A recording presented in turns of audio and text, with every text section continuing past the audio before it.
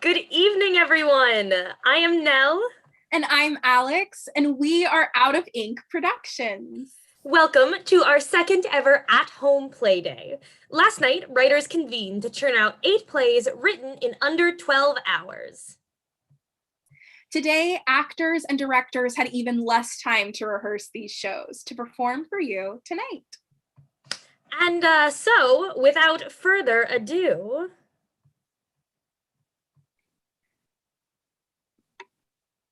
Chrome and Crime by Nell Quinn-Gibney, directed by Brendan Eck, starring Jeff Budabra, Ali Mark, and Alex Reeves, featuring music produced by Kevin MacLeod and music by Pedro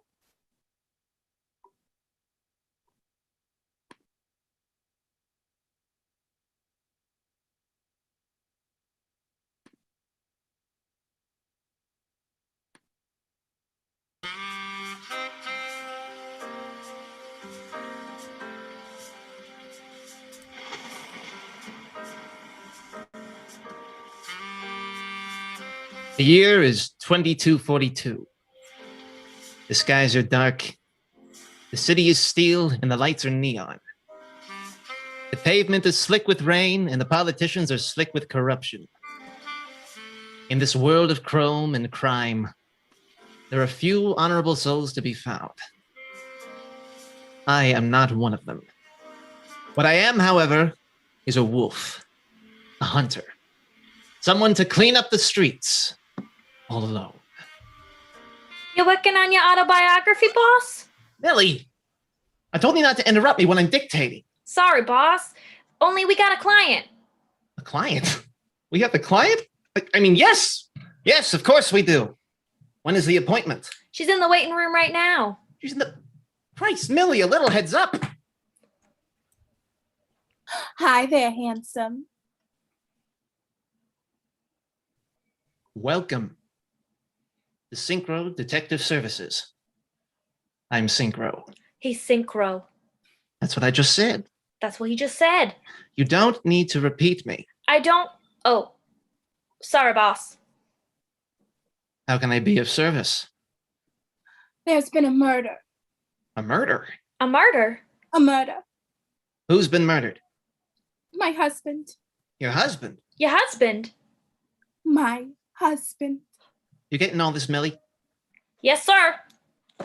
How was the murder committed? Well, that's just it. What's just it? No one knows. It's like a detective novel. This is a detective agency, isn't it? Well, sure, but we mostly deal with missing pets and dirty, rotten criminals who keep stealing my marked containers from the fridge. And murders. We deal with lots of murders, and there's a sign on the fridge that says signs won't be respected, which overrides any signs on the food. Anyways, Ruby was talking, lunch stealer. Yes, as I was saying, I found his body when I got home from work. And where do you work, miss? I'm a dancer. A dancer. A dancer? Yeah, a dancer. So what time do you get home from work? Around 1 in the morning. Is that a normal time for you to get home? Oh yeah, lots of late nights in my low-cut line of work. All right. So you get home. I get home and I unlock the door and I open it. And right away, I know something is wrong. How do you know? My husband, Roy, is face down in the kitchen. Face down? Face down, right. But I just assume he's passed out drunk. So I start to go over and that's when I see it. See what? The knife sticking out of his back. The knife? A knife! That's right. A classic locked room mystery. All right. I'm going to need you to take us a few steps back. Not like that. Millie, can you please get ready to draw? Sure thing, boss. What is the shape of your room? The shape of my room. That's right. The tiniest detail could be important. A square. And the door is on the top wall by the left corner. Like this? Exactly. Describe the layout of the room. To the right of the door, we have a radio couch. To the right of the couch, we have an ashtray and a floor plan. Very good. On the left side of the room, there's a sink, stove, counter, and fridge. What kind of refrigerator do you have? Does that give you clues? Now, my brother-in-law's in the refrigerator business. Just getting data for him. Moving on. Right. Along the back wall, a long shelf with some potted plants and tchotchkes. Tchotchkes. Yeah, snow globes, shot glasses, Roy's Playboys. He's too lazy to hide in the bedroom. Understood. And on the right wall, we've got a bookcase. Then the door to the bedroom. And in the middle of the room? Well, that's where the kitchen table was. And my Roy. Which seat was he in? The bottom one, face down in his ham sandwich. What's that? The blood. Face down in a ham sandwich, you say? Worse ways to go. Synchro does love his ham sandwiches, especially when they don't belong to him. Are you ever going to let that go? Are you ever going to stop stealing my sandwiches? Can we get back to my murdered husband, please? Certainly. Does your unit have any windows? Please. You think we have window money with my dancing and my husband's gambling? Temp control, fan, heater. Ceiling fan, temp control in that upper right corner of the room. Had anything been disturbed? One of our potted plants was smashed on the floor, along with a bunch of books, like maybe there was a struggle. And what was in that potted plant? Rocks, dirt? Both. Have you called the police? What did they have to say? Oh, he's only been dead a few hours when I got home. I was probably giving some bozo a lap dance when he, went.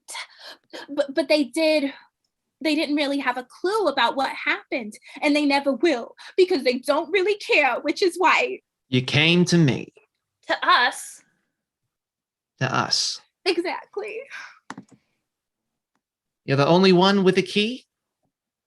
Yep, only. Only? You were given a bozo a lap dance. Yep. What was his evening routine? Drink a beer, smoke a cig, then sit down to dinner. I see. Very well. Anything else you need to know? Just one question. When you entered the apartment, what did you smell? A very subtle hint of smoke. Excellent.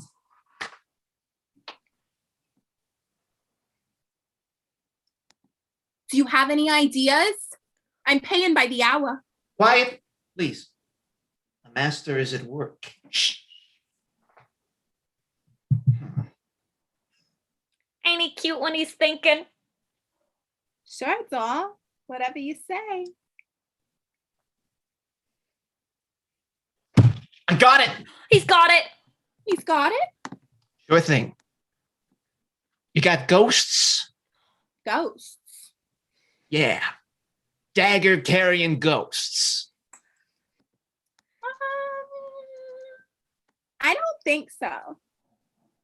No dagger carrying ghosts? Not to worry. Just the first theory. Gotta warm up somehow. He'll get it eventually. He always does. No ghosts, you say? Not ghosts? Huh. Do you by any chance happen to know a contortionist? A contortionist?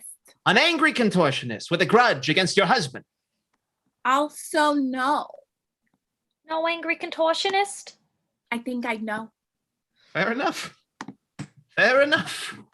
Back to the drawing board. Oh, the drawing board. Aha. Now he's got it. The drawing board. Millie, how do I draw on this board? Top of the screen, boss. You just got to hit the little button, the view options button, and then you can click on that cute little picture of the pen. I have it.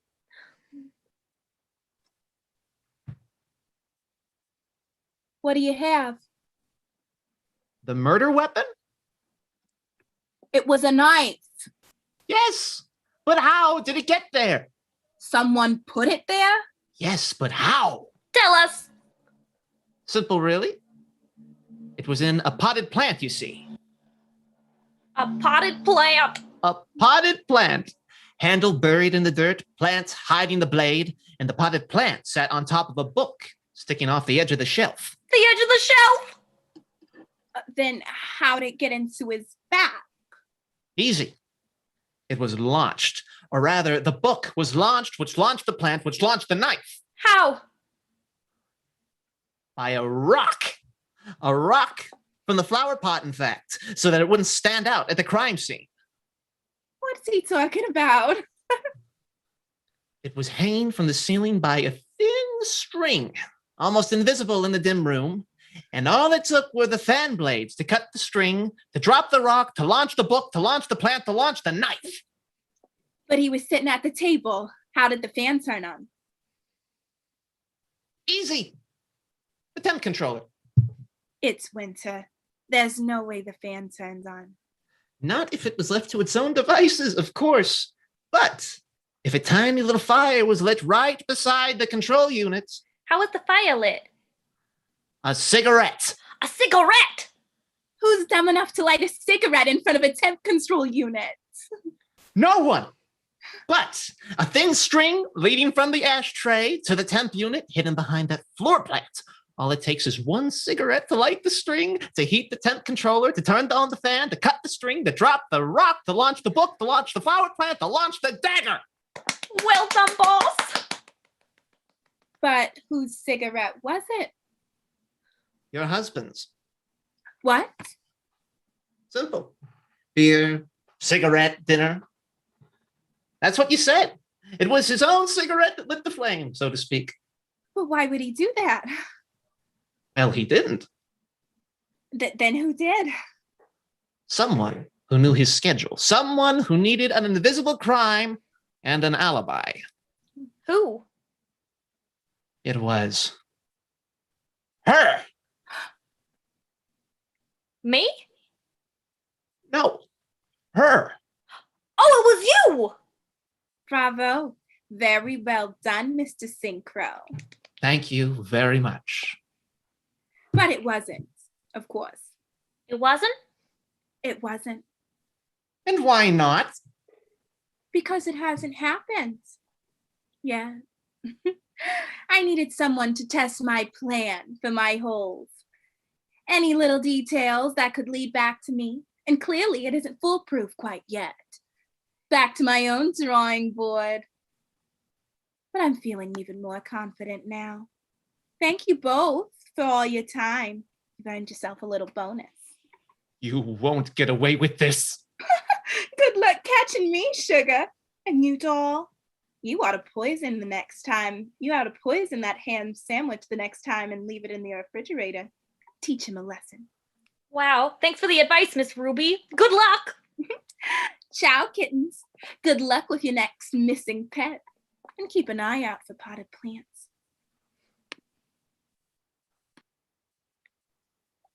Should we be worried about her murdering her husband?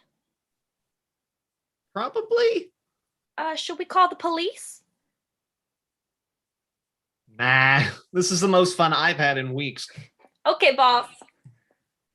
I'm going to enter my mind palace. Please make sure I'm not disturbed. Sure thing, boss. And don't get any ideas about those sandwiches either. No promises.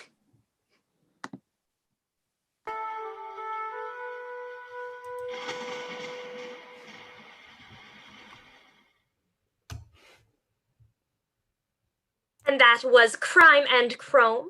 Next up, we have I Don't Feel Anything, written by Chad Short, directed by Alyssa Wellman Hood, and featuring Rose Hahn and Miguel Fernandez.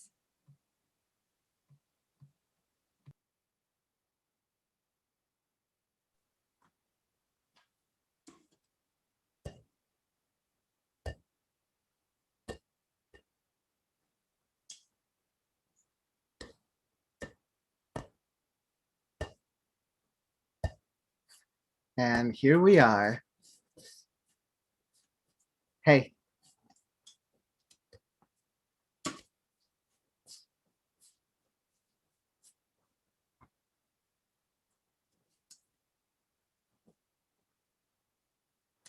Sorry, I'm not getting any audio. Holding for tech. Oh, I think.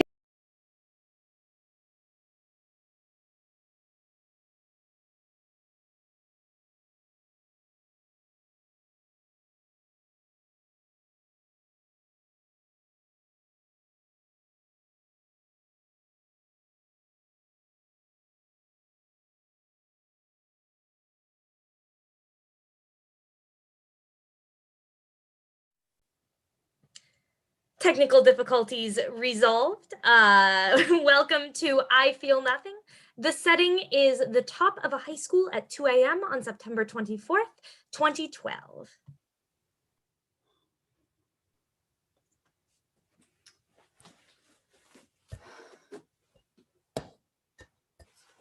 And here we are. Hey. Hey. Where did you get that? It was up here. I started to think that you wouldn't show up. Me either. But here I am. You look good. Thank you. Now, why would you go and do that?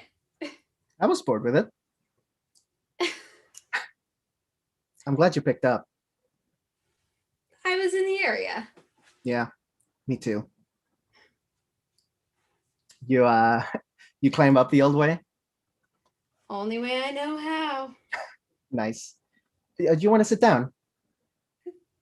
Sure. I brought some beers. Ooh, word. Cool, cool. Ah, It's you. Mm. Crazy view up here, huh? yeah, we're so high up.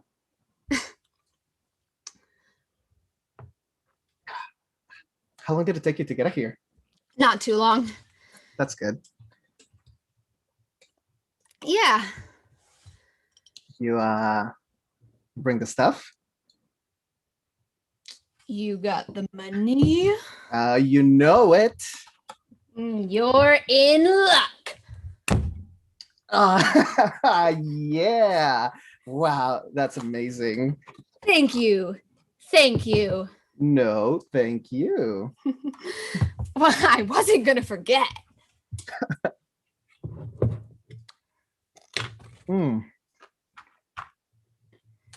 Wow. I miss this. Yeah, this is good. Stuffed crust anywhere else doesn't even compare. One of a kind. Used to be Oh. right up the road. All those days that we skip to get a personal pan and fuck around. Simpler times.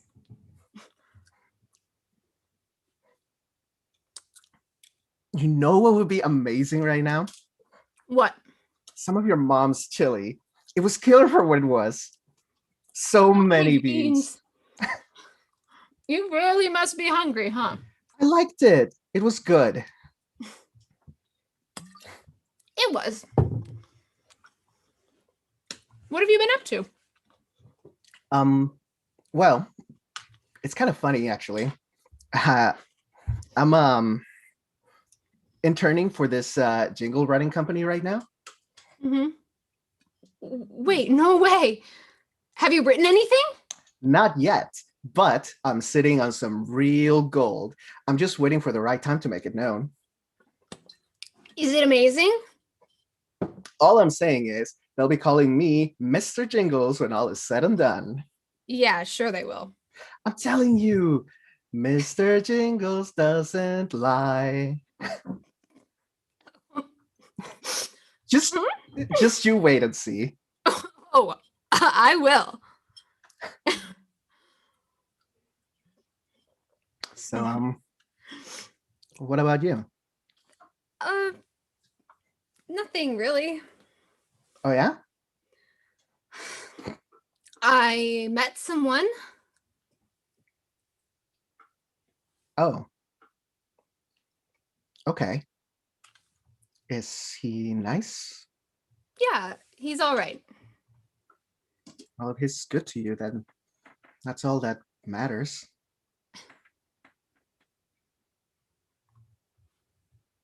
I see you still got the pin. What? The terrier pin. Oh. Oh, yeah, I do. Forgot it was on there. You want it back or something? No. I'm just glad you have it. I mean, I can't find that DVD anymore. You know, the one with it's the Beatles. Across the Universe. Yeah, I know. That really sucks. I'm sorry. When I find it, and I will find it, I'll give it back to you. It's whatever. Okay. Do you mind if I have the last one? Yeah, sure, absolutely. They're both yours. Cool. Thanks. You ever think that that's like all it is sometimes? What do you mean? Like, I don't know. Like we just know how to eat. It's not awkward. It's like sitting and eating and just being. That takes a while just to be comfortable. Just fucking eating, you know? Maybe I'm oversimplifying. Never mind. No, I get it. You're right. It's just nice. I don't know. You know what I'm saying? Yeah, I do. Can I ask you something? I've been meaning to ask. What? Do you think you'd tell me now if one of your grandparents died? What? Would you tell me? I don't know. Okay. All right. Never mind.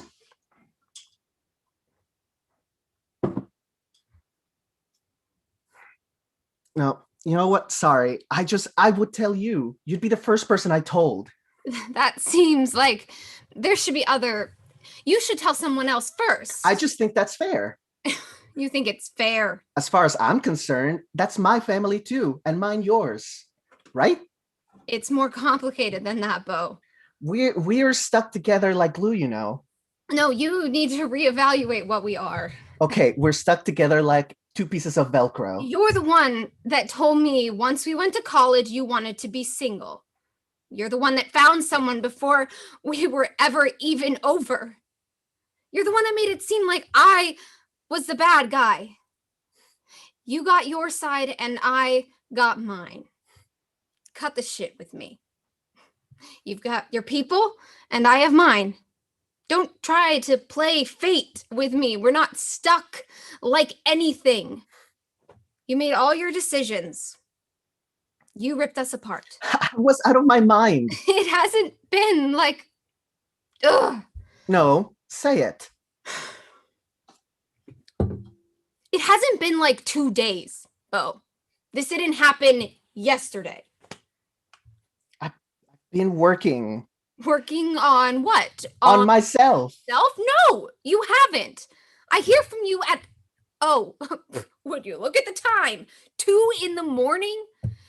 You haven't been working on shit. You hit me up when you need something. Renay, I fucking miss you, that's all. Do you, though? Or do you miss the idea of me? Because I know what that's like. You're the exact same.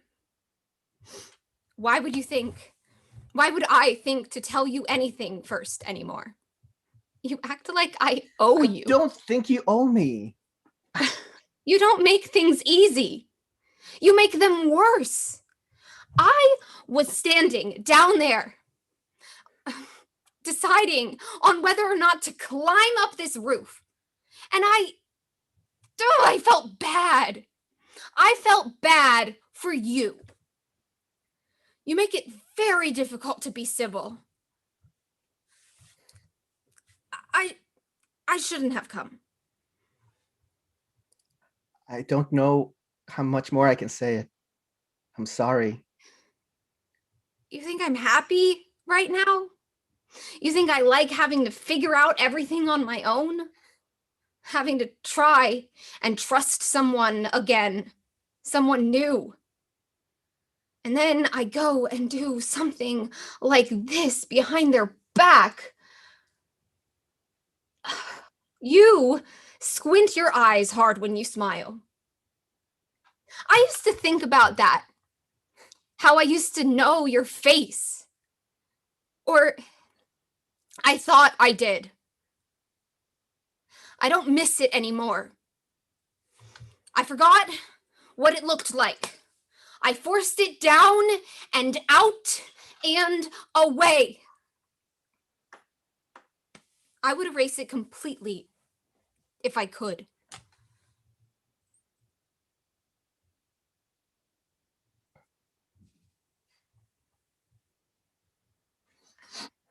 Okay. Fine. Heard. I never said it's easy. I don't know how happy I am either. What does messing with me? I'm not messing with you. Does it help you? No! No, I don't think it does. All I'm saying is I don't know why I can't even listen to music anymore. Every song. We both had the same taste buds. We talked about it. No one does that like you. It was more than music. It was good. Just listening to music, laying around. There's a lot that goes on in between the breaks. You knew how to take hold of a room. I can't even turn on the radio. Give it a while. All those songs get replaced eventually. Hey now.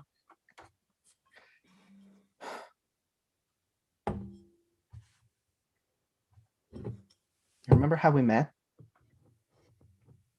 Yes. Both coming up here and wanting to, you know. Yes, I do. I'm glad we didn't. Me too. From atop the high school roof. So poetic. Look at us now. Old sad fools. Currently with common sense.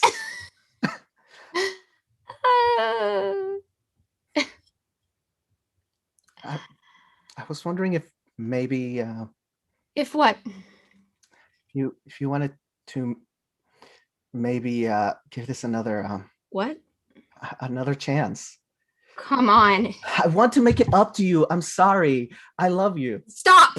Just give me a chance. Bo? One more chance. No! I still feel like What do you feel? I still feel like we have something. I feel the butterflies. You should see me up here fidgeting. I felt you walk up. I feel you always thinking about what you're gonna say. I feel you when you wake up in the morning. You're the first thing I think of. And I feel you in the back of my head just talking shit about whatever. I feel you looking right through me. I feel you all the time, all around me, always. I'm always feeling you. You're killing me, man. What do you mean? It's so habitual. Do you feel how stale it is? There's nothing new going on. That's okay. It comes with time. It's just comfortable. I came here. I met you. I'm here on the roof. We said we would one day. I only did it to find out. What? To find out what?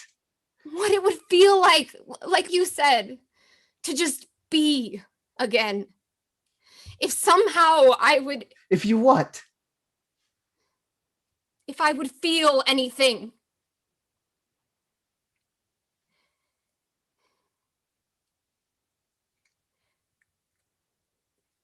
And I don't feel... I don't feel anything anymore.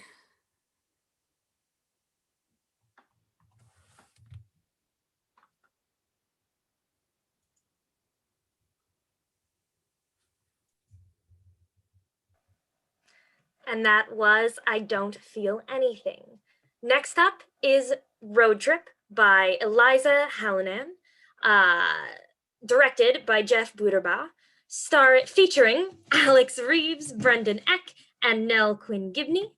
As a content warning, this show does include some discussions of homophobia and transphobia. This is Roadtrip.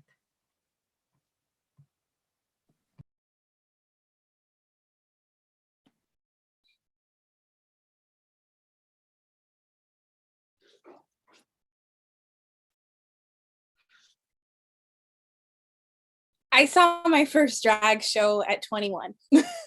And I remember thinking, oh, this is something I can get behind. I think I was so excited because the main performer was impersonating Dolly Parton, and she was Dolly Parton to a T, all glitter and quick wits and big hair and big tits. And she came up to me and she let me put a $5 bill into her chest padding. And she gave me this look like she knew everything I was thinking. Like she knew that I was still trying to fit into my skin. Every day since I was 16, I did my makeup the same. You know, enough to catch a man's attention, not enough to be condemned as a whore. I remember trying to perfect my mascara so it was never clumpy. I lived in that contradiction of trying to look both natural and flawless. Those drag queens were anything but natural. And they certainly had flaws. Some uneven eyeliner, a costume malfunction at one point, but they were untouchable. I think I'm tired of being pretty. I want to be untouchable. I didn't really have the words for it back then. Having grown up in that strict pink is for girls, blue is for boys household, but the binaries we force on each other are suffocating. I spent so long judging other people's body that I lost sight of their humanity. Dolly Parton, well, the drag queen that was impersonating Dolly Parton, said, "Find who you are and do it on purpose." Who was I to judge someone for being who they are? Even though I'm still trying to figure out that for myself, I have confidence I will. Because those queens had it all worked out. And they were untouchable.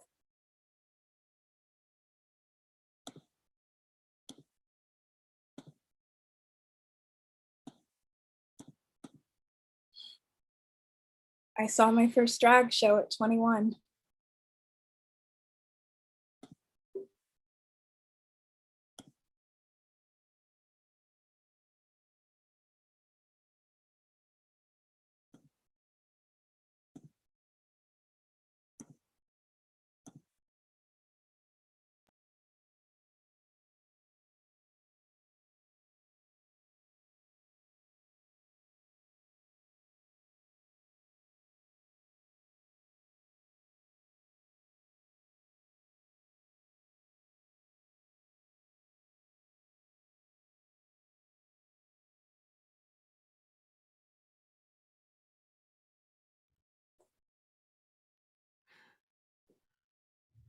This is where I had my first kiss.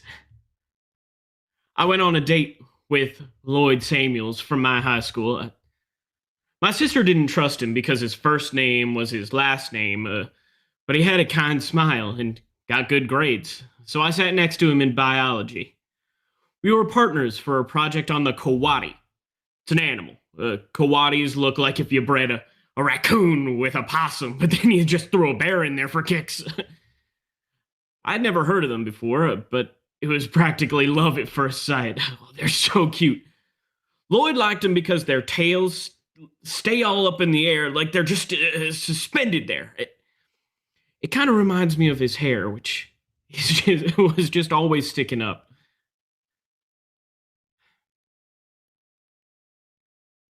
I didn't know it was a date. I thought we were just going to the zoo to study the coatis. You should have seen me when we were finally found them. I couldn't stop smiling and cooing. Oh, they were so sweet and curious, so, with their weird snouts and skinny tails. And we sat by the enclosure for a while and talked about coatis. After all, it was really the only thing we had in common. And then he kissed me. I didn't even have time to close my eyes. I never expected to be kissed by such a lovely boy.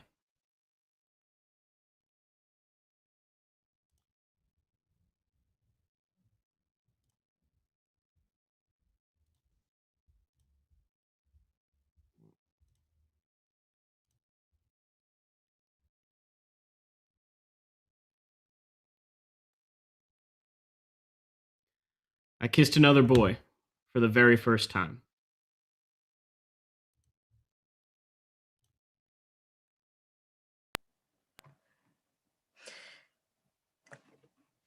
I've never felt more at home than when our eyes met through a dirty car window. I had just come out to my family, and we were going on a road trip to my grandparents' house in Fresno. Well, I'd come out a week before the road trip. My parents didn't take it well. My little siblings did better, but they were at the precipice of their teenage years when someone starts to form their own opinions. I had done my best to teach them all I knew about being safe on the internet and conflict resolution and what it meant when people said they were gay. I'm one of the lucky ones who has a queer family.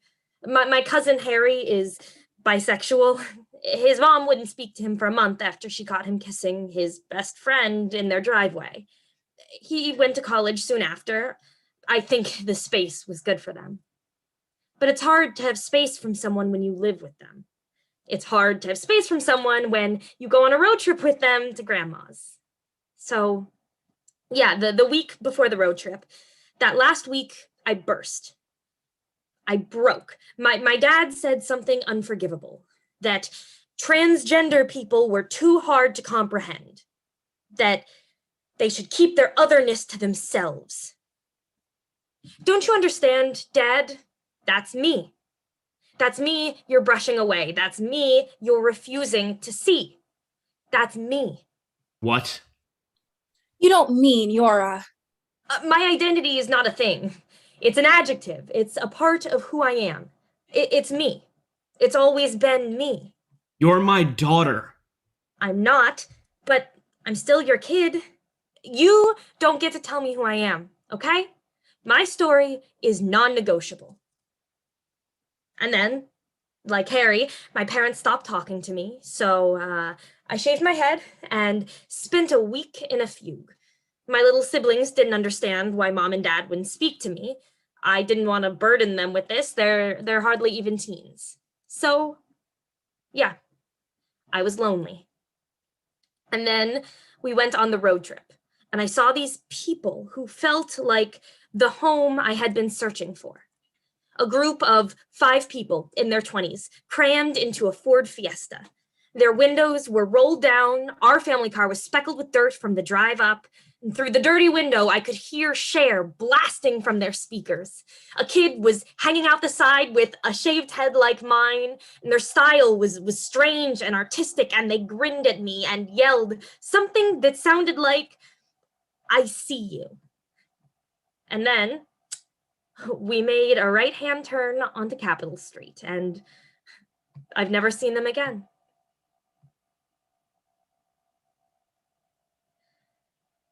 I've never felt more at home than when our eyes met through a dirty car window.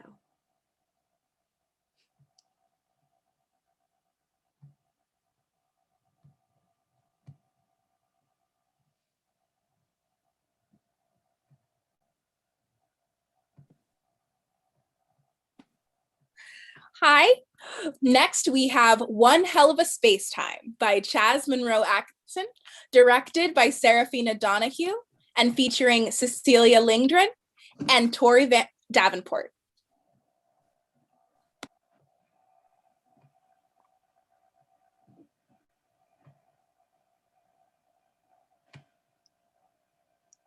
Vann awakens. They are in a cockpit of their mecha unit. Millie is sleeping. Vaughn doesn't notice her at first. Vaughn fiddles with the controls to no avail. Vaughn then tries the radio. This is Mecha Unit 11, Vaughn. I was struck by enemy fire and knocked unconscious. I otherwise appear to be fine. However, my mecha appears to be non-functional. Requesting support. Victor Base, do you read? This is Vaughn. Can anyone hear me? Hey. Fuck. I can't die out here. If I could just get my monitor to function, I could at least make sense of where I am, or at least attempt to. Who knows how long I've been floating out here. Could you please keep the talking inside your head? I'm trying to sleep. This is no time to sleep. I have to... Wait, how the hell did you get in here? Who are you? I'm Millie. I don't really know how I got in here, though. It's very cramped. Certainly not meant for two. Are those horns on your head? I have wings and a tail, too. What's your point? None of this is making sense. Maybe I hit my head really hard when I got knocked out. This has to be some sort of hallucination. You act like you've never seen a succubus before. Maybe because succubi aren't real?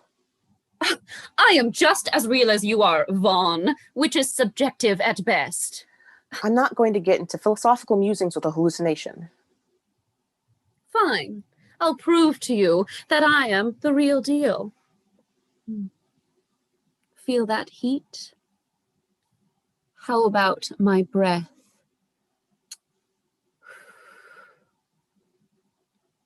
Convinced yet? Okay, even if you are really here with me, and even if you are a demon, why are you in my mecha? Am I dead? Are you taking my soul to the afterlife? Have you ever heard of a succubus bringing dead people's souls to the other side? That's not really my job. Then why are you here? Look, I don't really know myself. Maybe we can retrace our steps and figure out how we got here. Where were you before you went to sleep? Well, I was somewhere in hell, but I don't exactly remember which circle or what I was really doing for that matter. It's all very fuzzy. What about you? I was in combat, sitting here in the cockpit of this very mecha unit. Things were going fine. I'm an excellent pilot, by the way. Yeah, very relevant, yes. Now go on. The enemy started retreating, but something was off. It seemed like they gave up too easily. Then there was a great big flash and everything felt heavy. I couldn't control my mecha anymore. After that, I woke up here with you. At least the first thing you get to see after a very near-death experience was something as beautiful as me. Look, I get what succubi are fabled to do. I just never expected to deal with one myself. I'm wise to your seductive techniques. I won't let you have my life for your hunger. That is so 10th century. Things change after like 2,000 years. Besides, weren't succubi supposed to seduce men? I'm getting hints that that's not what you are. You're right. I am no man, nor woman. Ooh, I like a new kind of challenge. Not with me, fiend. Oh, I'm just kidding. You mortals really don't know how to take a joke. Forgive me if I'm not in the merriest of spirits after almost being blown to bits. At least you're still alive. But who knows for how much longer? Between being stranded in space and having you here, I don't know if I'm going to make it out of this one. Hey, I don't exactly want to be trapped here with you either. Can't you just teleport back to hell or whatever? Do I look like I can teleport? How am I supposed to know what you can and can't do? We aren't even the same level of being. Well, I can't just open a door to hell and get out of here on my own. I have tools for that. But I didn't have them with me because I wasn't expecting to be ripped from hell and dumped into space. Ripped from hell, huh? That's how I would describe the feeling. Well, from what I can piece together in my memory. This might be somewhat of a stretch, but after running into you, it seems plausible. What? Whatever kind of weapon the enemy used, it may have ripped open the fabric of space-time. Maybe we aren't on either of our planes right now. Somehow we got stuck together in wherever we are. That's a pretty smart deduction. I buy it at least. Look at the brain on you. I figured you'd become some kind of lunkhead military type. I'm a skilled pilot, but it's not exactly by choice. I'm only fighting because my home was under attack. This was purely self-defense for me. I'd rather not fight, but we can't all be afforded that luxury. Oh, wow, that's some pretty heavy stuff. You're sensitive, too. Must you approach all grave subjects with such levity? When you've been around as long as I have, you learn to find the comedy within tragedy. I guess it is somewhat comical to be a giant robot pilot stuck with a succubus in an ethereal plane. Oh, see, now you're getting some perspective. Maybe we can find some way out of the situation. I'm going to take a look outside. I'll open the cockpit. Do you breathe air? Not exactly. All right, well, hang on to something because if we are still in space, you're going to get sucked out. I'm not used to being the one who gets sucked. I'll bet. This might sound unbelievable, but it's not space out there, or hell. At least if it is hell, it's not what I thought it would look like. Well, what does it look like? It looks like nothing. Nothing at all. I can't even see distant stars. So you're saying that we're nowhere? That's a good approximation. I think now is a good time to give up hope and accept our fate. No one will ever find us. Look, you can lay down and die if you want, but I can't die by traditional means. So if I'm stuck here forever. I'm gonna find some way out of this. I don't understand how you can be so determined. You said your home was attacked, right? And that's why you had to fight? Yeah, so what's the matter now? Well, you'll never be able to protect your home or your friends if you die out here, right? Wouldn't you be doing a disservice to everyone you love if you just gave up every time things seemed hopeless? You claim to be some ace pilot, but you must be pretty lousy if you can't get motivated to overcome the odds when things are stacked against you. How dare you use my words against me?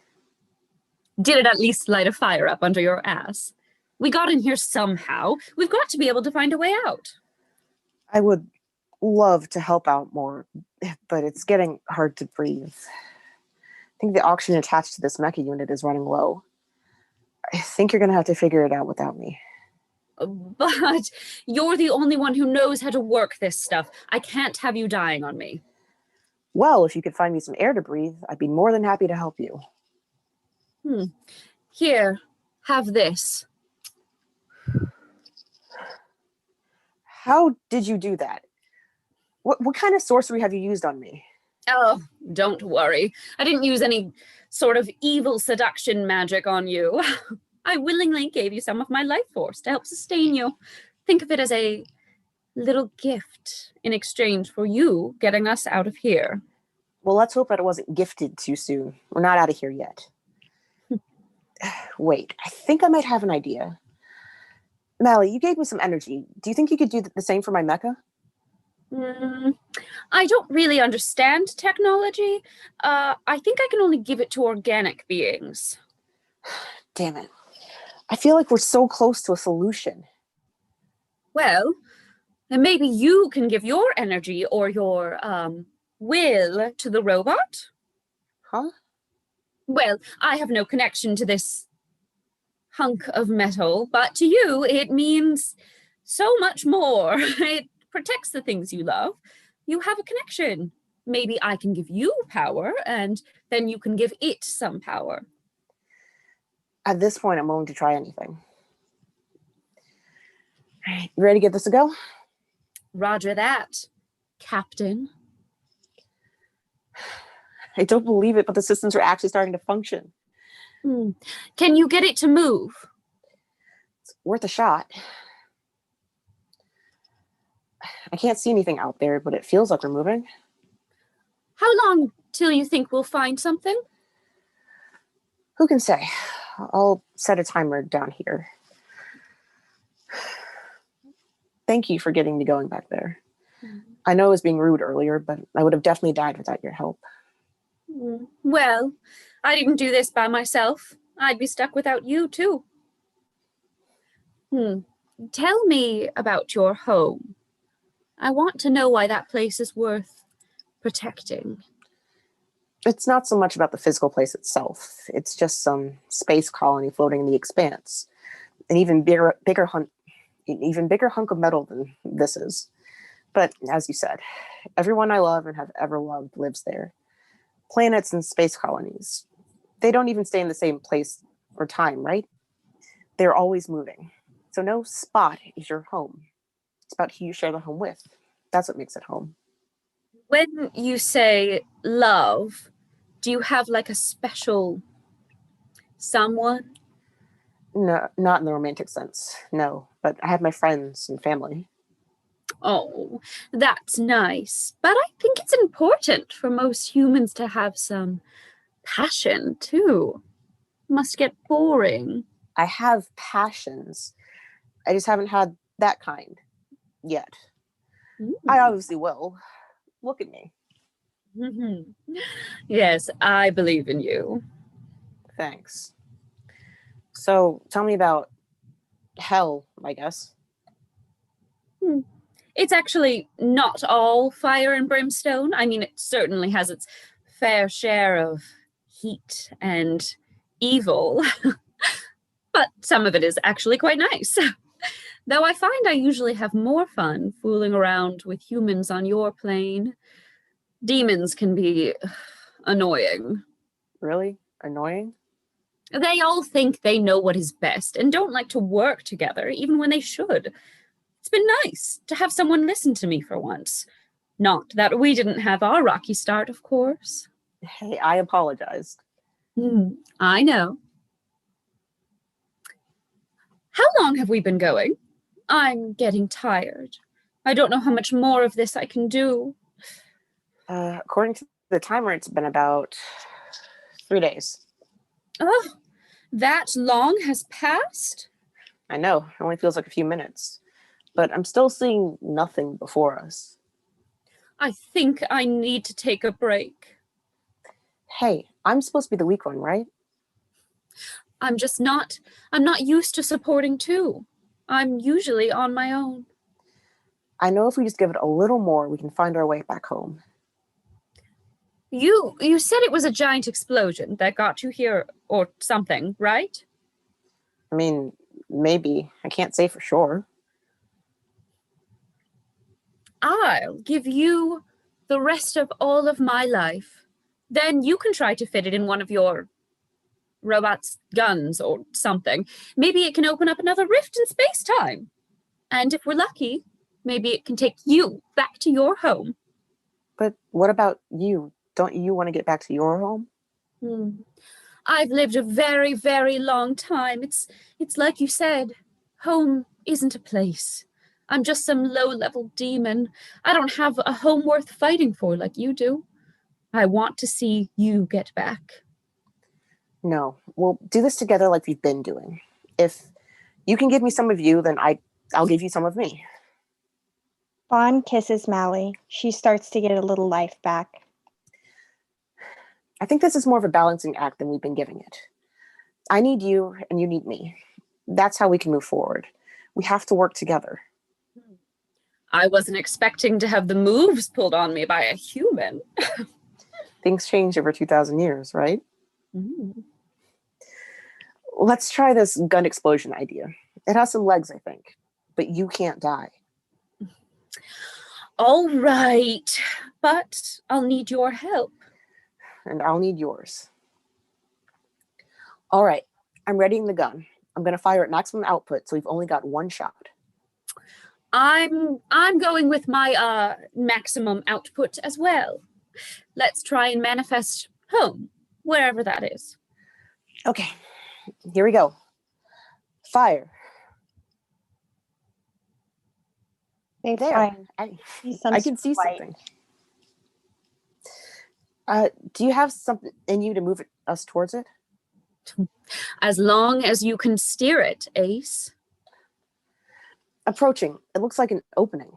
Ooh, I think it would be best to penetrate. I'm going in deep.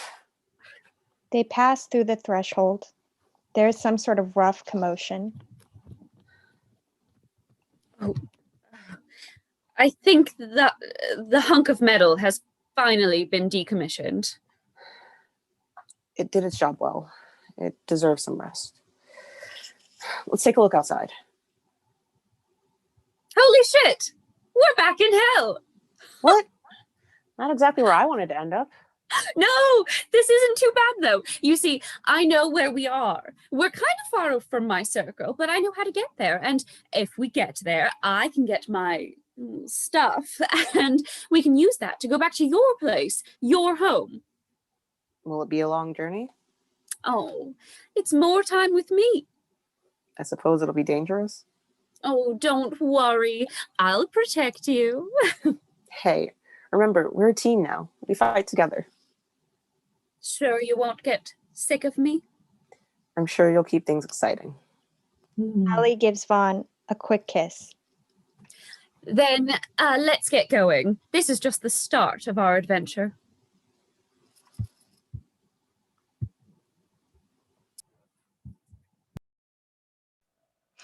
And that is a hell of a space-time. Something like that. Sorry, Chaz, not looking at the name right now. Next up is Zero Zone by Liz Ung, directed by Jonathan Sparosky, featuring Sean Eustace, Bree Taborn, and Miguel Fernandez.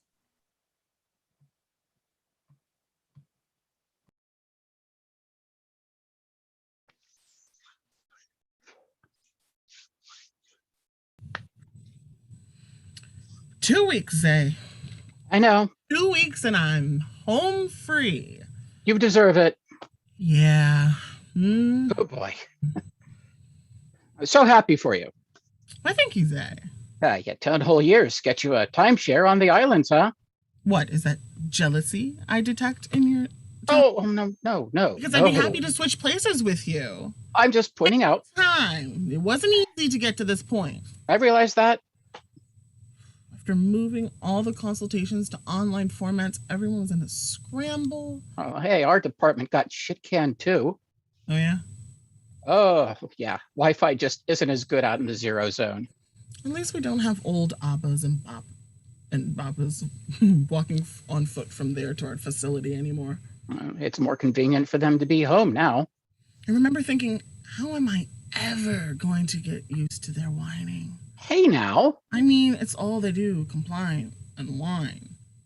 But hey, they have a right to. Well, they have no choice. They can't go anyplace else.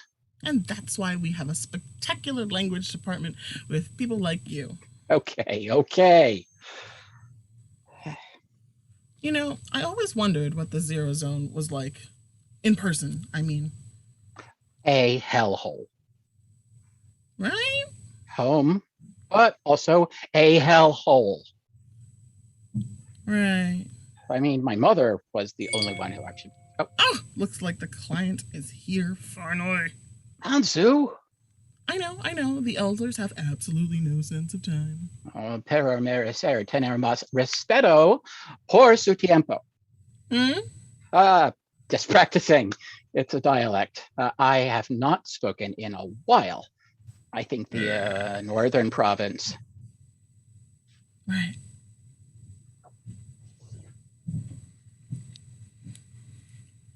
¿Estás listo?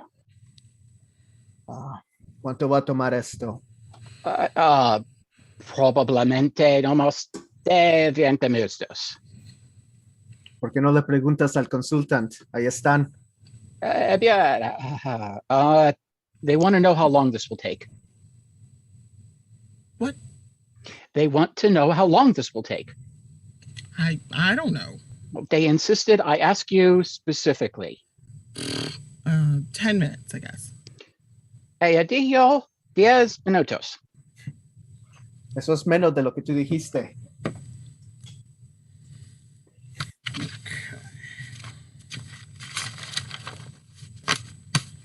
All right.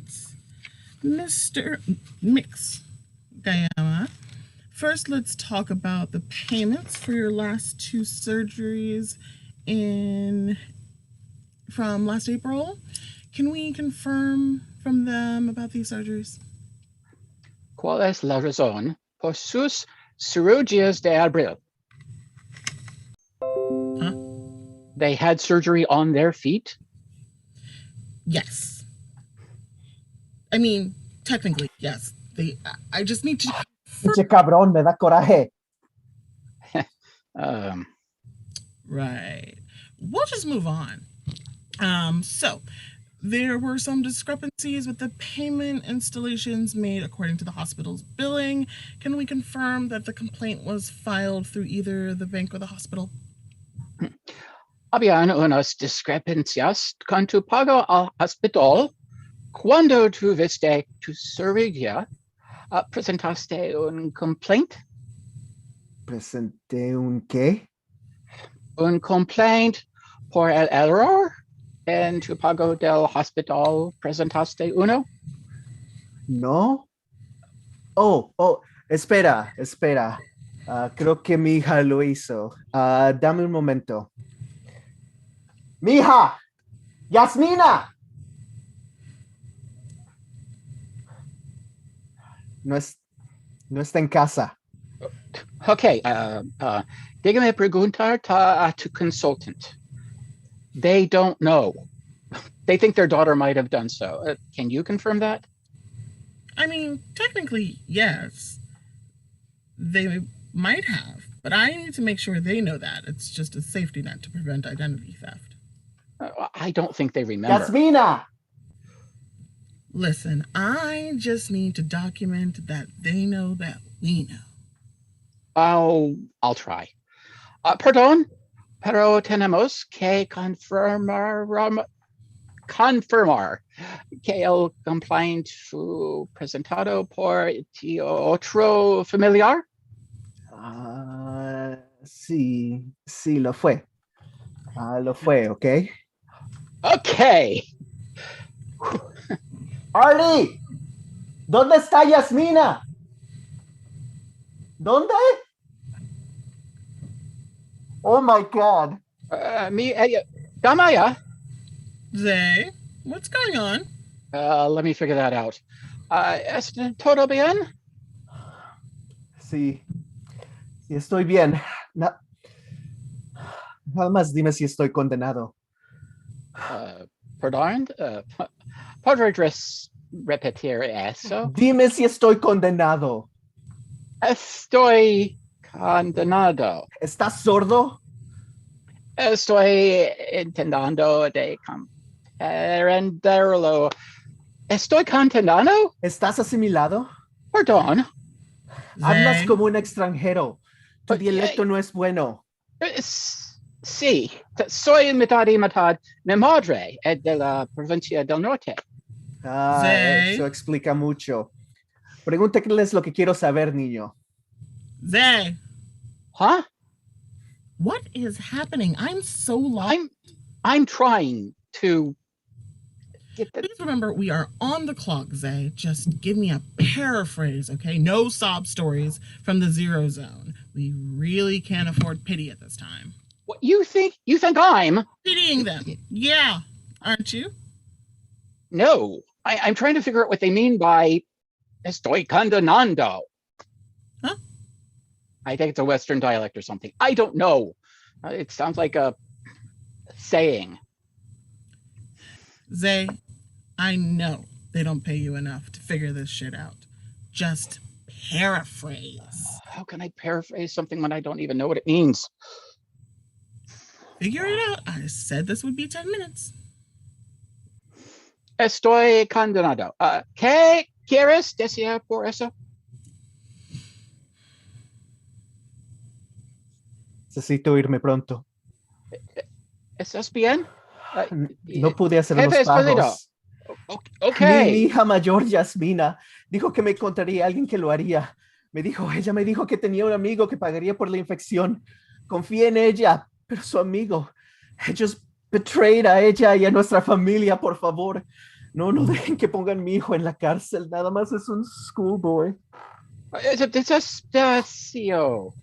No escribas lo que te estoy diciendo. No escribas. Dos documentados todo. Tenemos que hacerlo por propósitos legales. Regados. Instituciones como la suya que toman y toman todo, nuestras carreteras, nuestros trenes, nuestras familias. ¿Sabe quién debe pagar? Tu pinche gobierno. Es cámara. Ya sé por qué él me llamaste. Sabían que un pago no estaba. Ya lo sabían. Pero fingen como que no. Actúan todo inocente. Zay, can I get an explanation now? Fingen inocencia. Tal vez no entienden una sola palabra que estamos diciendo, pero ¿sabes por qué me estoy enloqueciendo? Mexican Maya, presentaste un complaint de tu pago. Nada más dime si soy un hombre muerto. What? They're denying that they did. Could have just said so. All right, that means because of their missed payment to the hospital, interest rates are going to increase. I suggest looking for a loan. Condenando. Eso significa. ¿Piensas que vas a morir? Un hombre sin dinero es un hombre muerto. Nada más es una expresión. Tengo que buscar a mi hija. My daughter no está aquí. Mi hija no está aquí. ¿Qué estás pasando? ¿Estás en danger? Yasmina, Artie. ¿Qué puedo por favor, responda.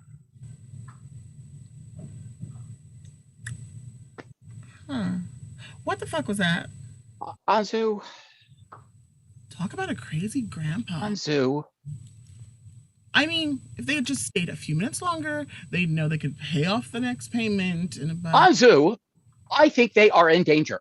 Like, actual danger. What? Did they borrow from some predatory loan sharks or gangsters? Oh, could you not? Zay, you're too soft.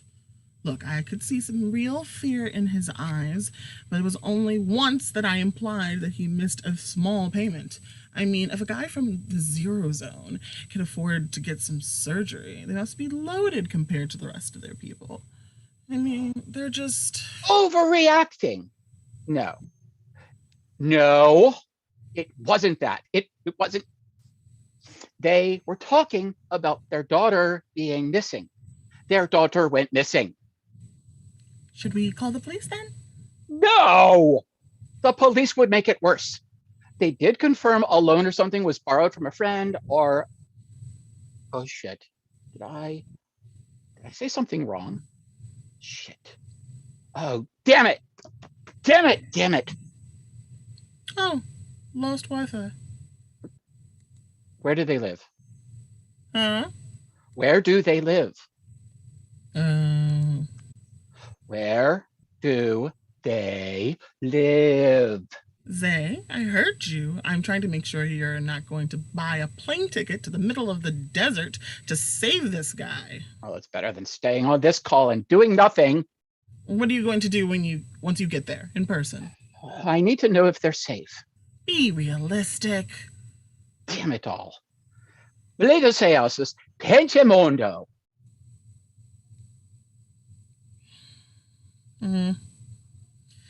What a strange time we live in. Distance gives us freedom, but even freedom has a cost. Maybe I'm just a bit more of an asshole. I can't do video calls anymore. 2 weeks. Fuck this.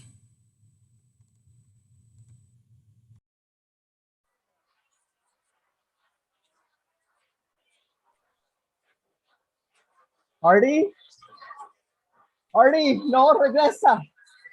Lejos de él. Aléjate. Yasmina, por aquí. Mierda. Estoy aquí para decir que no me arrepiento por ir al consultant. No me arrepiento por obtener ese préstamo y no pagarlo. No tenía dinero por el resto del mes. We are here. Estamos aquí, respirando, existiendo. No estamos olvidados ni barridos debajo de la alfombra. Mi familia, mi gente. Hola.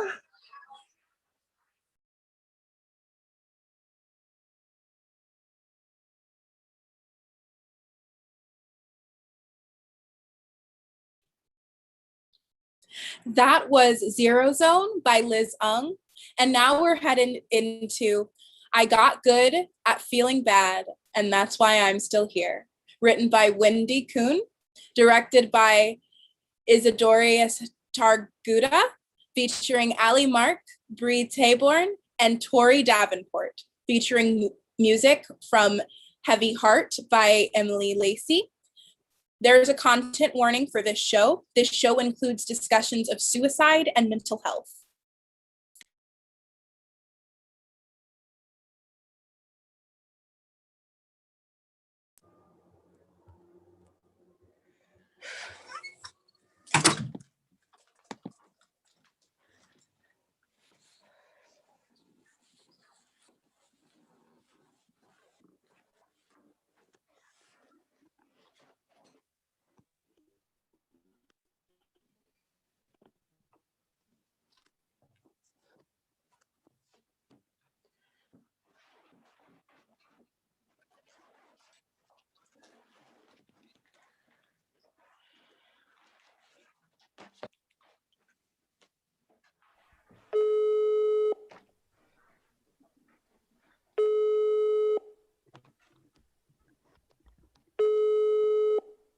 Thank you for calling the University Psychiatric Services and Counseling Center for Mental Health.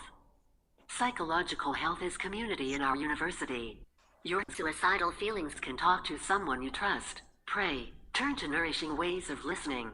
Services range from crisis to stress and formulating plans for thoughts happening for education and addressing issues contemplating 1 in 10,000 young adults throughout warning signs for friends and providing collaboration with fostering issues of diversity and less likely to commit objects that can harm you in the U.S. High suicide rates make the university collectively appear unfavorable in the eyes of donors. I mean parents. I mean the realm of academia. I mean you, our cherished students. Call 444-927-845-092-7-827-846. For information, meditating, distance yourself, nourishing, seriously psychological health safety. Thank you.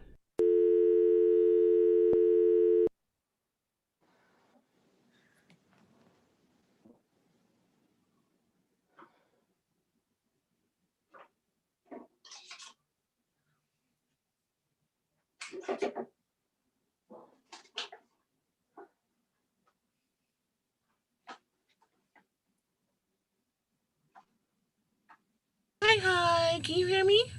Yes. Sorry for the delay. Lunch ran long today. That's fine. Okay, so how are you? I know contacting the University Psychiatric Services and Counseling Center for Mental Health can be a difficult thing to do, and admitting that you need help is the first step. I guess, yeah, so... Here to listen, be a resource for all of your academic and personal endeavors.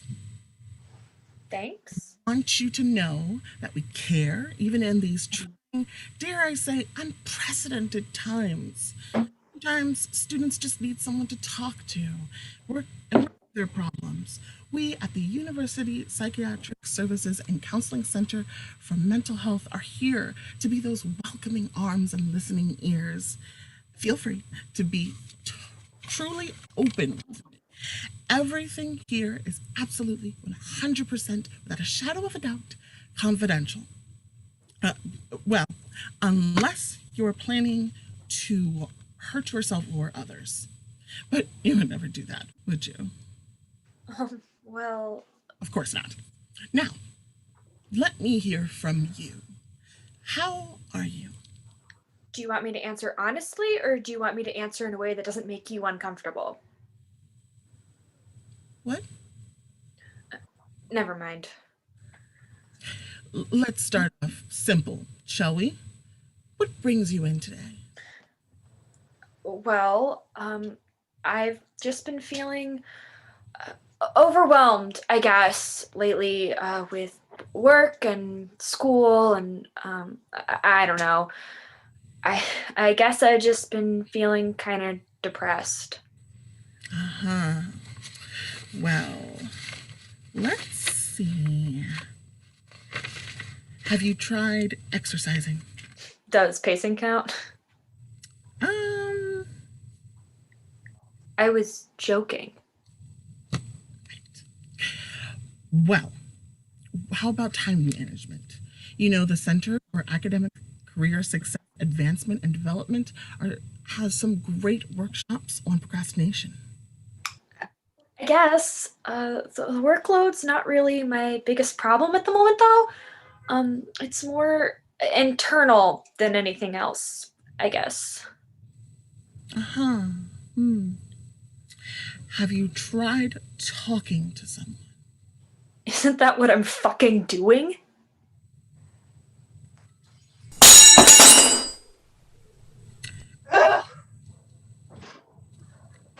Well then. Sorry, that came out harsher than I intended.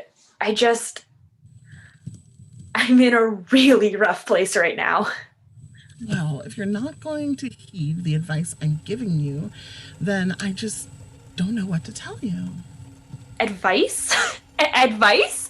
Exercise or talk to someone? I've got better advice from Instagram infographics than I've gotten from you. The university has assured that help is available to students who are experiencing... That's just bullshit! The university has put up this facade of mental health awareness in order to appear like they actually give a damn about the well-being of their student body, so that they're ready if one of them offs themselves due to the astronomical amount of stress with no end in sight, so that the school can point to their center of psychiatric whatever, so that they can say they did everything they could. We at the center are trying our best to make... We're all trying our best. We're all fucking trying our best. I am trying my best.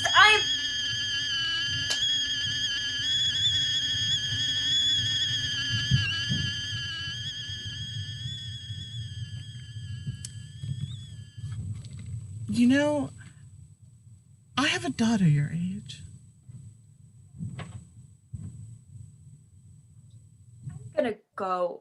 Okay, I'm just gonna go. Thank you for taking the time to see me. You're so very welcome. Just remember, if feelings may despair in you to harm or others, just remember, don't. You are somebody, and that somebody can spin and dance and hug the sunlight like nobody's watching. So don't. And keep on keeping smiling. Don't what? I'm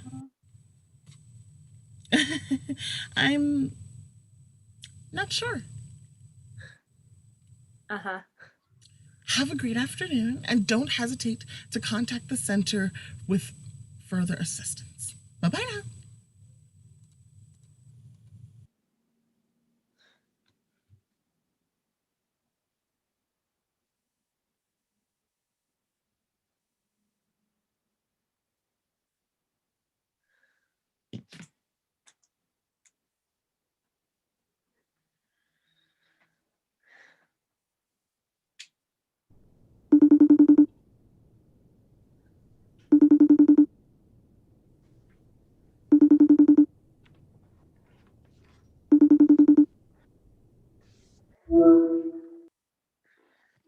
Hey, Hey. did you have them? Yeah. And? Just God, I don't even know.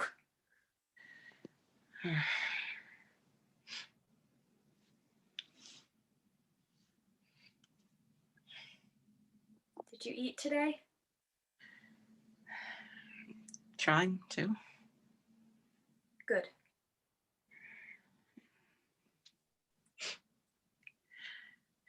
I just don't know what to do or say or think or feel anymore, you know? I do. I really do.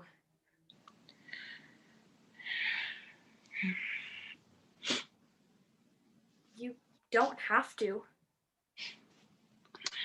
Have to what? Do any of that. That's the dream, isn't it? Yeah.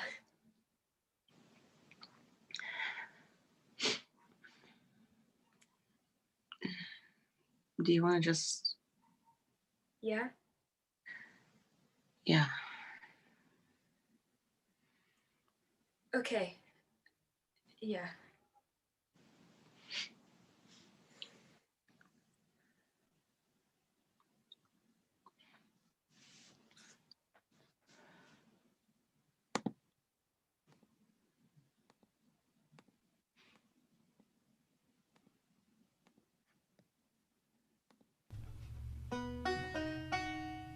You say you got a heavy heart.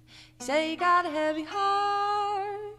You say you got a heavy heart. And it's hard for you to start carrying your heavy old heart. You say you got a heavy load.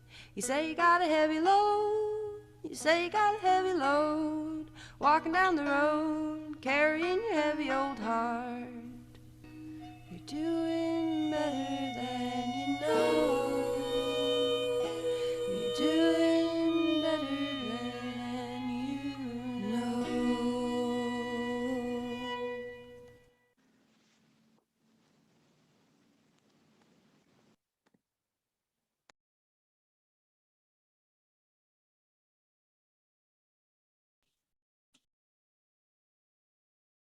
That was I Got Good at Feeling Bad, and That's Why I'm Still Here, written by Wendy Kuhn.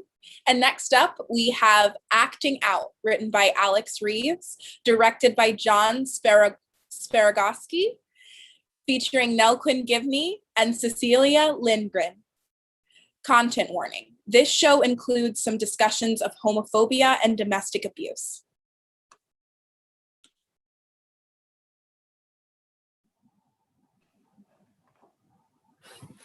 Sorry, I would have been here as soon as I found out, but Kelsey was going to feed Micah cereal with milk I could smell from the living room. I don't want to get too graphic, but there were chunks involved. Then TJ came home and heard me going off on Kelsey and started coming after me. Anyway, I had to run to the store to get milk. Sorry. Don't be. I get it. What are they going to do when you age out in a couple of months? Don't know. Kel says if I keep my head down, she thinks she can convince him to let me stay since I help out with the other fosters. And will you keep your head down around him? If he behaves, I'll be... Jesus, look at your face. It's nothing. It's not nothing. I'll kill him. Hey, it's not like the time you found porn in the browser history. Look, no broken bones. This isn't funny, and have I mentioned yet how fucking sorry I am about that, by the way? Not today, but I think the past 4 months have got you covered. Who told you? Charlie. I'm sure he was very concerned for my well-being. I think his exact words were, our queer sister got caught giving head behind school. You should check on that. Well, he still considers me a sister. That's actually kind of sweet. I thought so. You should be touched.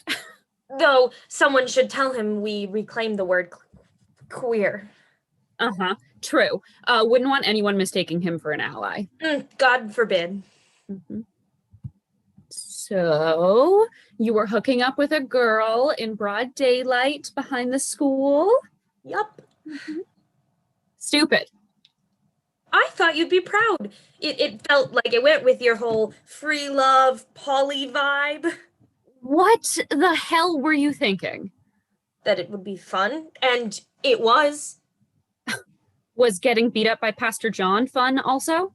Keep your voice down. If he catches you here, he might actually kill me. That's not funny. Yeah, I'm not laughing. Pastor John and the First Lady have informed me that I will be spending my summer at conversion camp. Oh, God. Jamie, how could you let this happen? I really hate that you're blaming me for their fucked up reaction. I'm not blaming you. Of course I'm not. But come on. They behaved as expected. You, on the other hand, have rules that you live by because of this very likely fucked up reaction. I feel like I don't even know you right now. Who is this chick anyway? Was she at least hot? She better be fucking Camila Mendez. Maggie Butler. Maggie Butler? I'm sorry. Maggie Butler? That's what I said. You got caught for Maggie Butler? She asked me if Piglet was a mouse once. She did not. She did, because she's a moron, and you broke all your meticulous rules of discretion for her?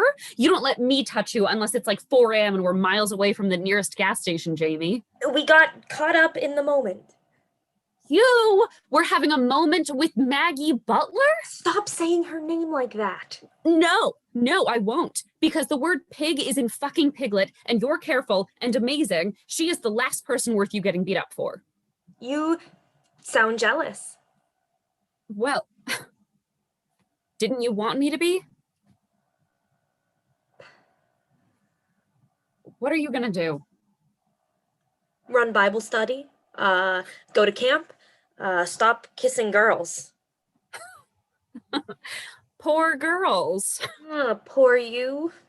Oh, yes, I should definitely be pitied. My mom abandoned me in a park when I was about 4, but it's definitely your lips I'll miss the most. Uh-huh. Maybe your ass. Sorry. Seriously, though, we have to get you out of here. No, listen, we'll turn Pastor John in. You'll go back into the system, and I'll talk to Kelsey about taking you in again. Like TJ is letting me back into the house after he finds out what happened. He might. You're 17 a lot longer than I am. And what happens when I'm 18? You'll figure it out. I mean, come on, it's better than the alternative. Is it? I'm not like you. I don't have that scrappy foster kid thing. I think I was orphaned too late and adopted too early or something. I like not having to share a bed. I like that the First Lady makes fresh biscuits on Sunday mornings and home-cooked meals every night.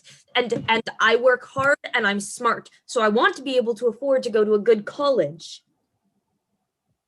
Jamie, he hits you. Only when I'm not careful.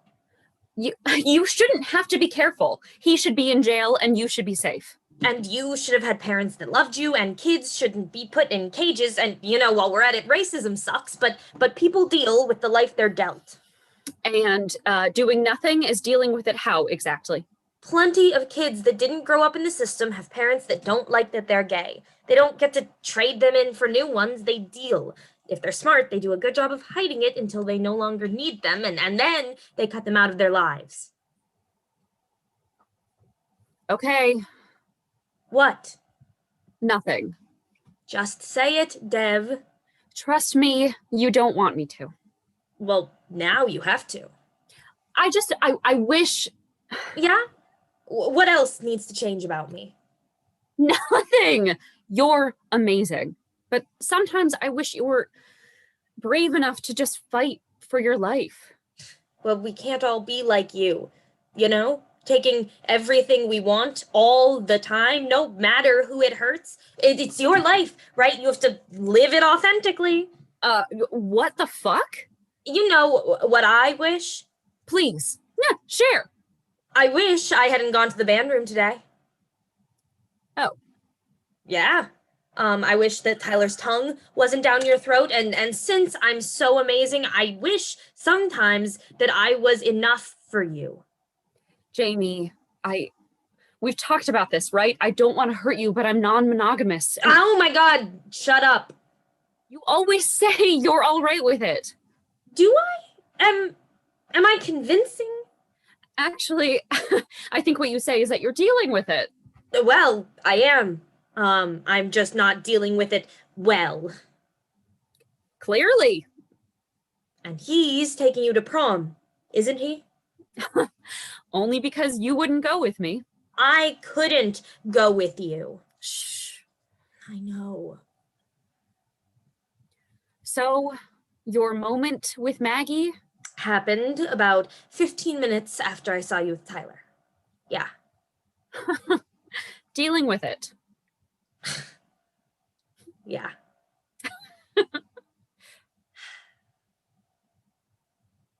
I love you. I love you too. Camp doesn't start until the end of the school year, right?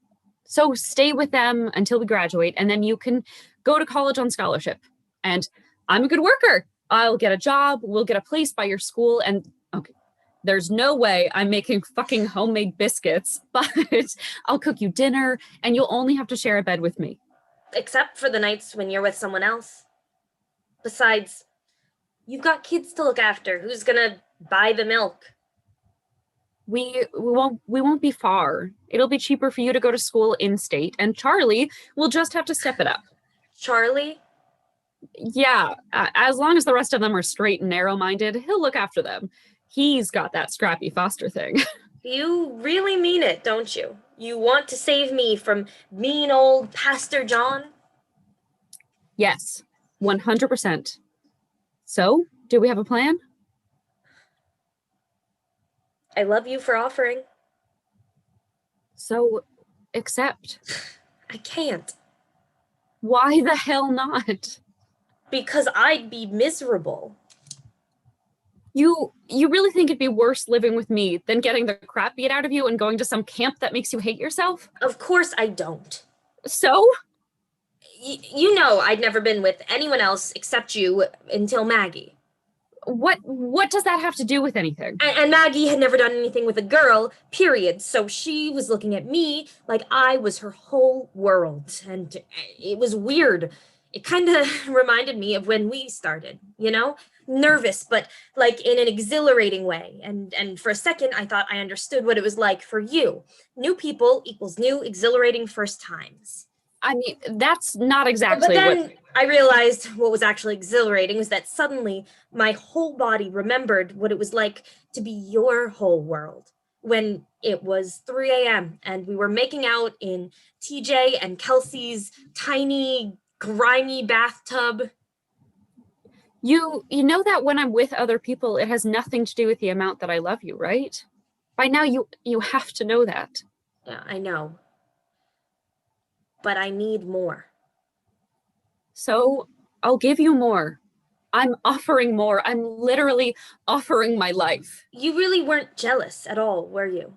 Not even a little bit? No. I wasn't. I don't give a shit that you were with someone else. But I am terrified because I don't know what's going to happen to you, and I'm heartbroken because I'm in love with you, but I'm pretty sure I make your life worse. All deal.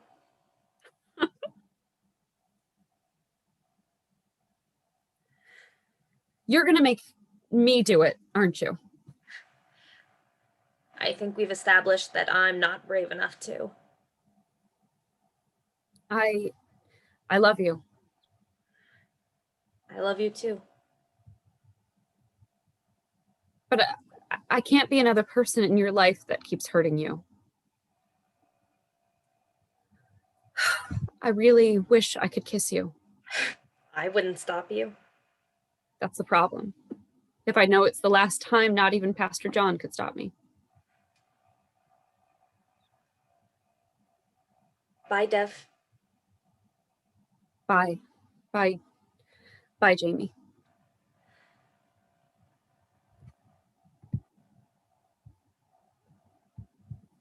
And that was Aging Up by Alex Reeves. Next up is The Space, written by Rose Hahn, directed by Zach Stimely, featuring Alyssa Wellman-Hood and Cecilia Lindgren. This is our last show of the evening, so enjoy.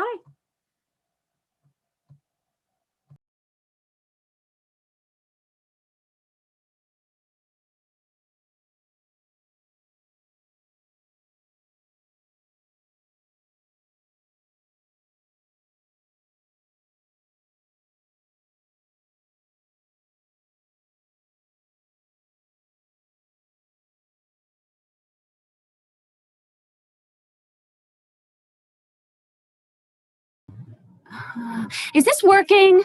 Hello? Okay, the video recording device appears to be activated. Oops. Oh, hello. Where did I go? Oh, right. There we go. Okay, so this is my first log. Log number 1. Log entry of the primary variety. Yup. Well, here I am, landed, planet 1024, also known as Earth, I think? Yeah, that sounds right. Is that it? Is that all I have to say, or is there more? Yeah, so... Wait, no. Oh, there's more. Okay. Yes, I have landed successfully. Coordinates were followed without complication. Location matches description of my assigned planet, I think. Clear waters, clean, oxygenated air, lightly populated, at least in the area where I landed. Though I suppose that could describe a lot of planets. Oh, definitely no hiccups along the way. Certainly no crash landings. Absolutely no mistakes were made in this mission. None at all. I'm sure it's fine. Okay, that covers it. How do I turn this off? And, oh, there we go. I guess that's sent.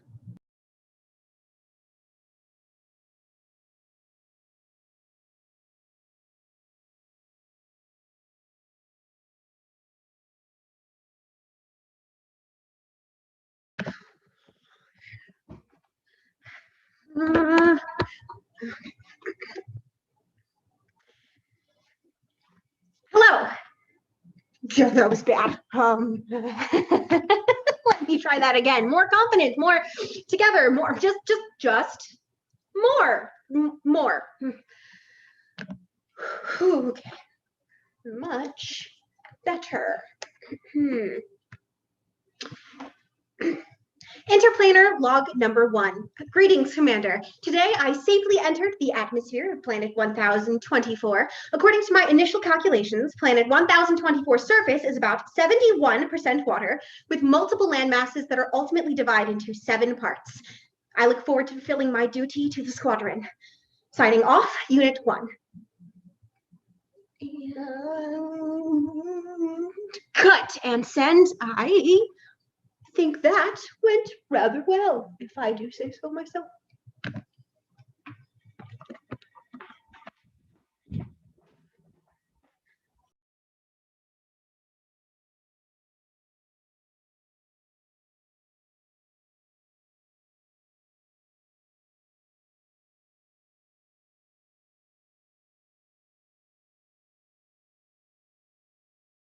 Found out today that where I crashed, where I fully 100% purposefully landed, yeah, everything is fine here. What was I saying? Right, yeah, I landed in a body of water called a lake. The lake is by a small town, so I live there now. I live in a shed behind someone's house. My neighbor is a shovel.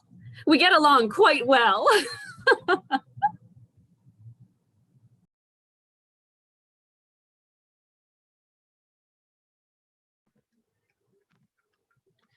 Interplanar log number 4. Update. I landed off the coast in a major body of water and proceeded as directed towards what appears to be a hub of civilization on this planet. My camouflage software appears to be working. All I've really had time to do is secure living quarters, albeit extremely small ones.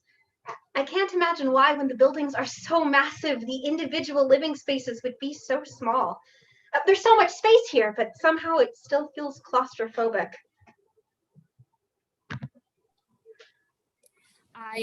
I believe I will have to find somewhere else to sleep besides a shed. In unrelated news, I recently discovered that the humans, the dominant species on this planet, are extremely dexterous and slightly dangerous when protecting their property. The world is full of surprises. Log 9. The world is full of surprises. Towering, gleaming buildings surround all corners of this metal enterprise. Send. Log 11. Gravity works differently here. Waves crash onto stony beaches and tickle my toes. Communication works differently here. People are generally silent when commuting and rarely smile at each other. Log 27. The humans recreationally ride other animals as if they are vehicles. Send. Walking in the city is dangerous because no one follows directions. I have had several brushes with death due to fast-moving transport vehicles.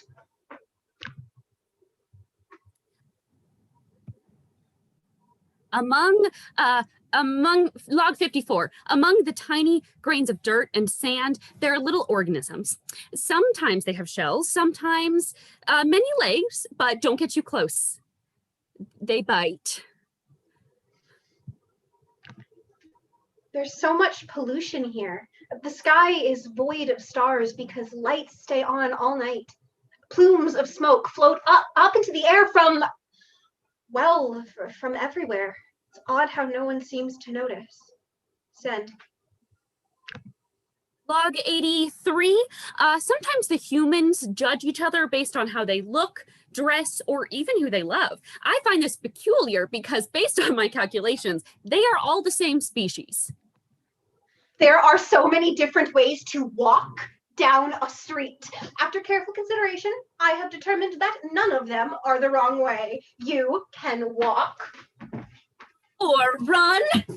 Or fly. Or stomp. Or skip. Or my personal favorite, you can dance. On this planet, there is this thing. Music. And oh my goodness, music is at the least a technological miracle, at the most actual magic. I never want to stop dancing.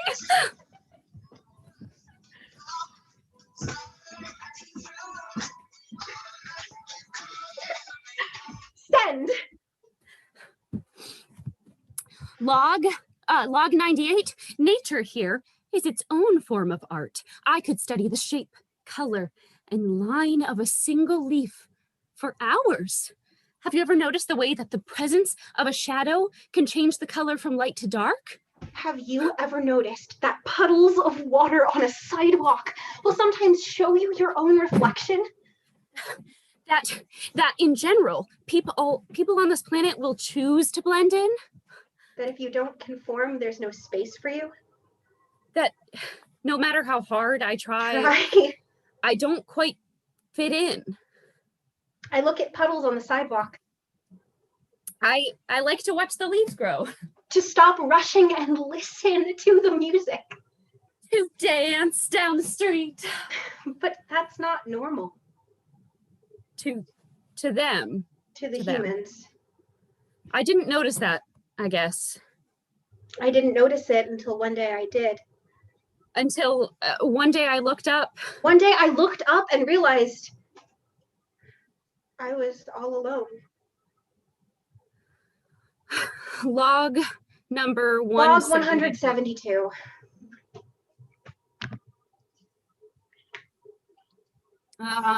Is this thing on? Oh, hi. Yeah. Hi. I'm starting. I don't know how to say this without sounding ungrateful. I'm starting to feel a bit. There's no one here. It's just me.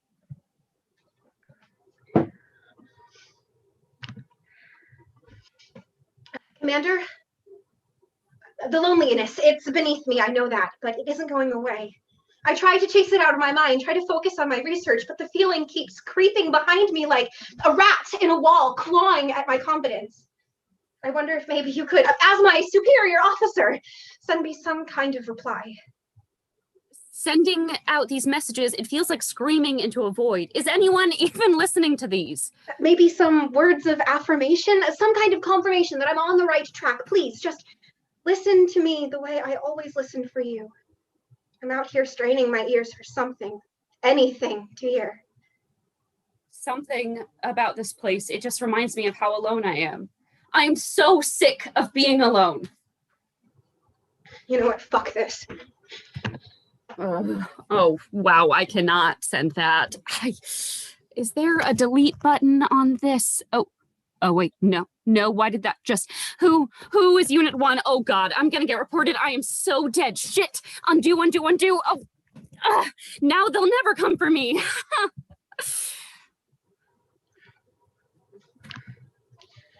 Log 226. I'd like to issue my formal resignation.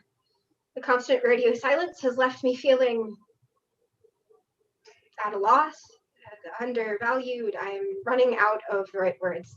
The phrase, I need to explain it, it doesn't exist in our language, or if it does, it's escaping me, but I feel some kind of way about this, and it doesn't feel good. And I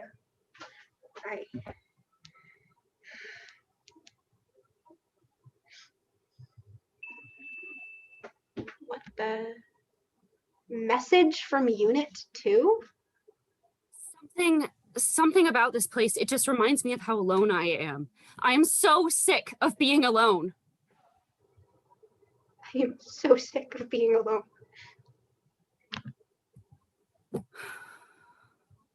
Hi, Commander. Hi, Commander. Whoops. Log 220 something. I don't remember. I just wanted to apologize for accidentally sending one of my logs to another unit. You see, I was hoping to hit the delete button and I accidentally hit send instead. I guess what I'm trying to say is that, I don't really feel a debilitating loneliness. I love my work here. I'm not trapped at all, and I enjoy the constant Who am I kidding? I suck at lying. What the fuck? I'm sorry. Get out of my house, you creep. No, wait. What?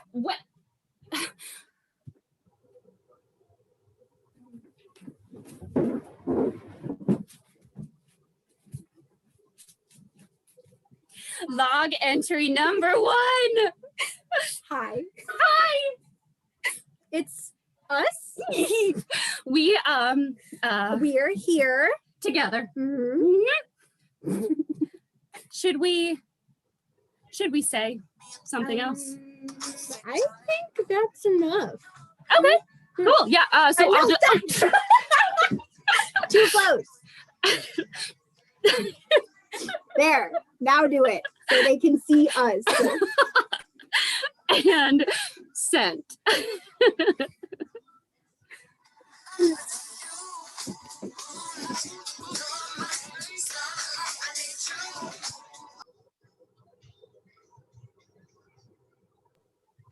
And that's our show. Thank you all so much for showing up tonight. It was a wild 24 hours. Thank you to all of our writers, our cast, our crew, James for showing up 2 hours ago to run this thing for us. And to all of you guys for coming out and watching the wacky stuff we've been working on. Follow us for more on Out of Ink Productions on Facebook and Instagram. We post about auditions and projects and stuff there. Have a great night. Have a great night. Bye. Bye.